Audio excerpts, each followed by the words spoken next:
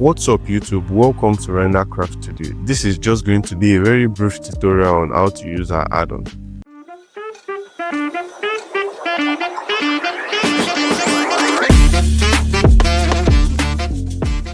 But before we start, I want you to know two things. Always run Blender as administrator, and your set image as active button is the most important button in your add-on. Now let's get started. Now when you enable the add-on, the first thing you want to do is go to the add-on preferences settings, and you see a very large install button here. Now I want you to know that the reason why you are running Blender as administrator is because Blender will need your user access to your user files to install these dependencies. So we'll click install. Once you've installed your dependencies, you're going to go to the UV editing layout, and this is where you'll be seeing the add-ons UI. So the first thing you want to do is, as you can see, no image loaded. Please load an image first. So you want to load an image. I'm going to be using this image 1. So this is the image you want to load. When you select the image, you can click set image as active. Now why I said this set image as active button is important is when you set image 1 as active, let me import another image, image 2.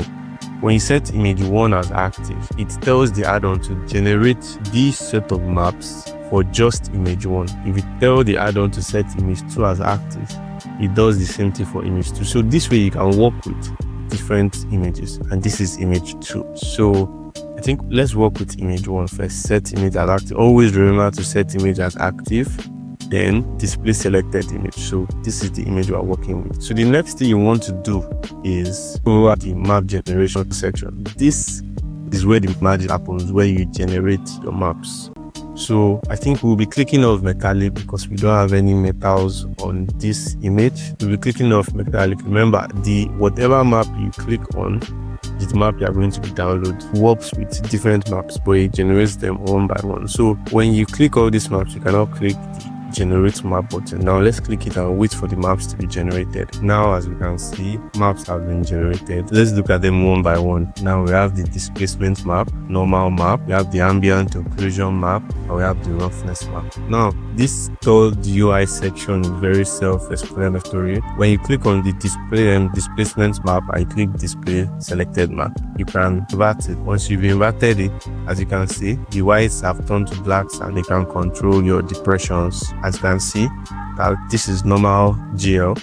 Once we revert again, that's turned back to normal. So this way you can work with different things as much as you like. Now we're going to be moving to the last section. Sorry, I wanted to explain this. When I set image 1 as active, it's only displaying images relating to image 1. So that is one other way why the set image as active is very important. Also, it is very important for material generation. This last section is the material and object creation. So once we click, you can choose if you want to create materials with a sphere or with a plane or with none of them at all. So we're just going to choose plane for this, and we're going to choose materialize. So as you can see, it has created let's go back to our rendered view. You can see it has created the materials for us, though it didn't add the color maps. It has done all the connections for us. I'm just going to replicate this, connect it to the color one. We're now going to make it the image 1. So as you can see, our material has been created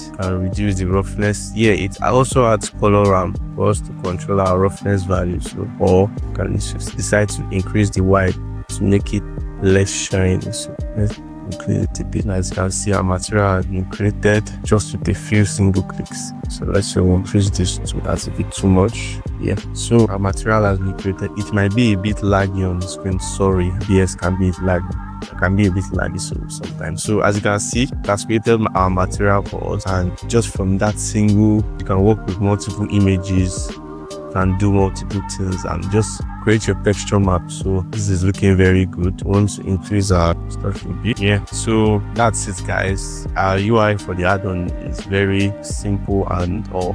So something I want you to also note is that one thing I want you to also note is that when your maps are being created, they are being automatically saved for you. If you want to see your maps, just go to document, you see the texture map there folder, and you see the name of your source folder. That's where your maps will be saved to, so you can see our AO map, our displacement, normal, our roughness.